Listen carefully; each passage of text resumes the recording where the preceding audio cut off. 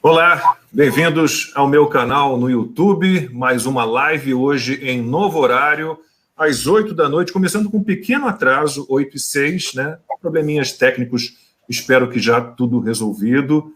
Hoje eu vou conversar com a Procuradora da República, Tameia Danelon, que esteve comigo várias vezes no programa que eu apresentava, foi sempre uma honra recebê-la, e também com a advogada Fabiana Barroso. Obviamente, o nosso assunto principal será o Supremo Tribunal Federal, né?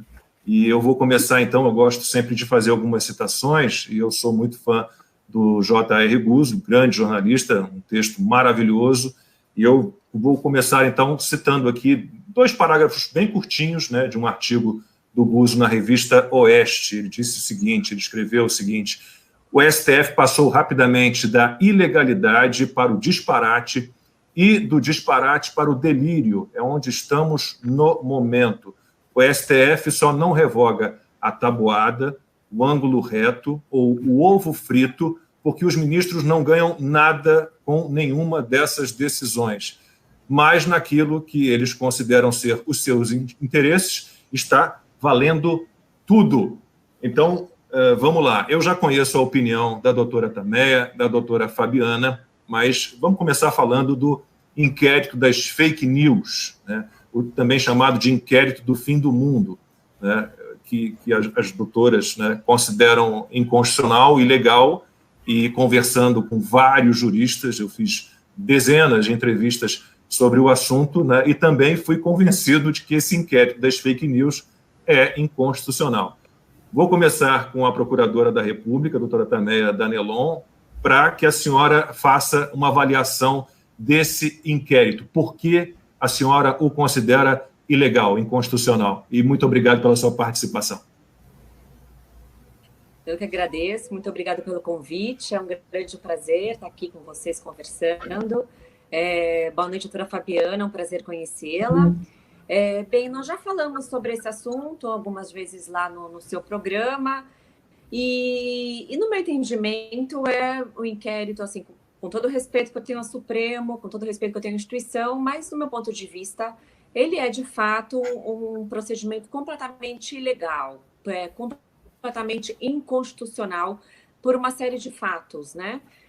O primeiro fato que a gente pode apontar é quando ele foi instaurado, né? O que originou a instauração desse inquérito? Para que todos se recordem, ocorreu uma matéria que foi publicada pela revista Cruzoé, que fazia menção ao amigo do meu pai.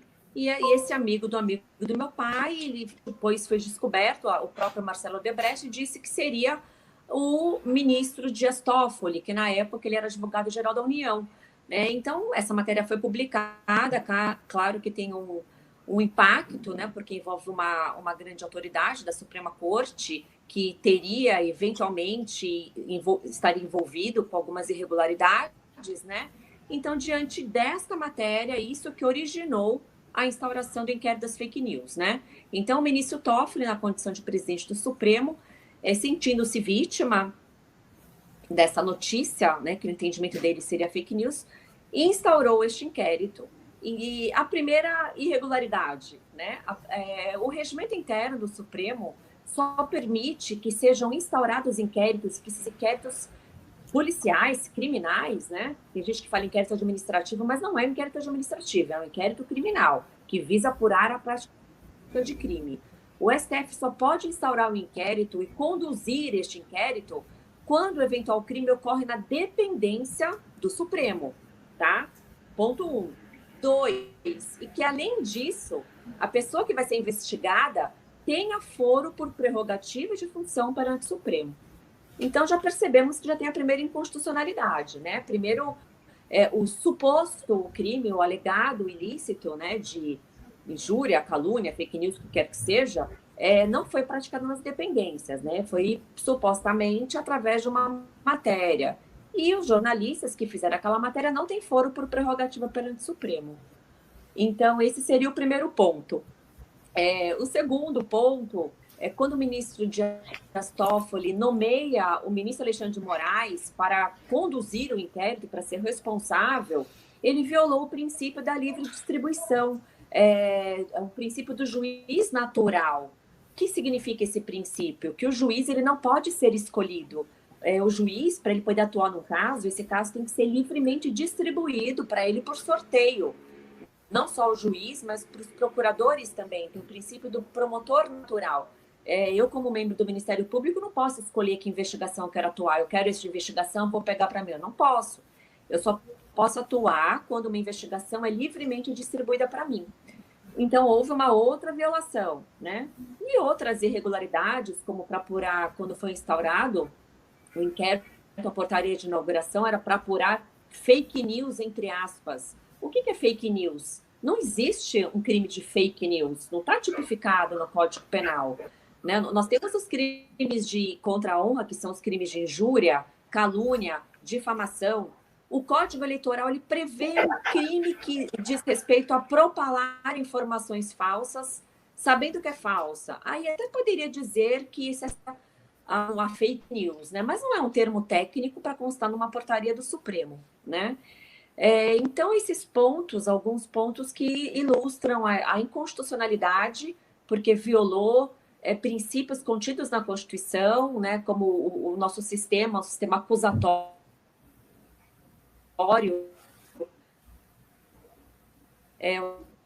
o sistema pelo qual as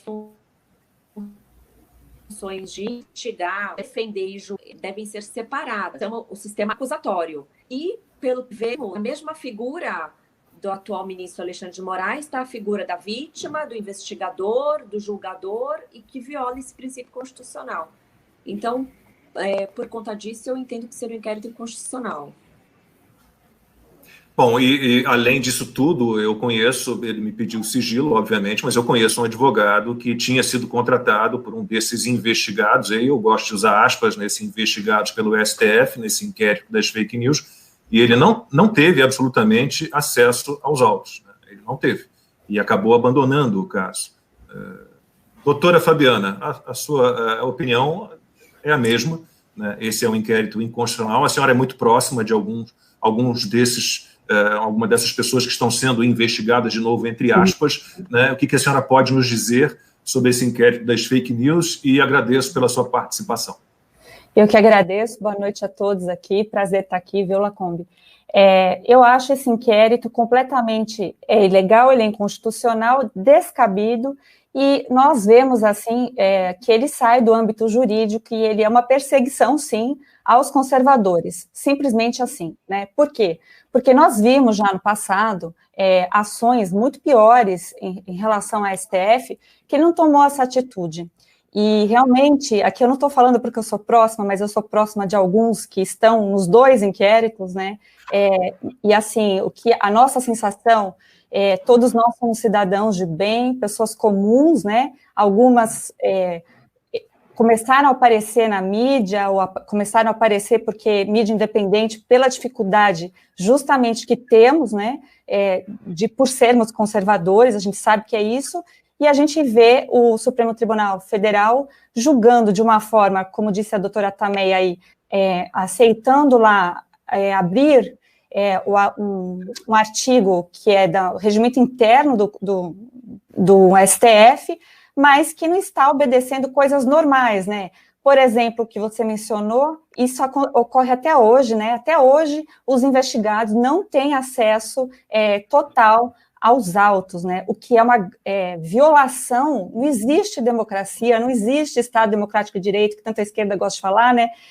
Se os advogados não puderem ter acesso. Isso ainda está ocorrendo, porque os investigados, eles tiveram acesso só a um apenso, ou seja, só uma parte, para quem não conhece, do processo todo. E assim, o que a gente vê ali? A gente vê que, principalmente o segundo inquérito, porque tem o das fake news e depois tem dos atos antidemocráticos, mas um está ligado ao outro,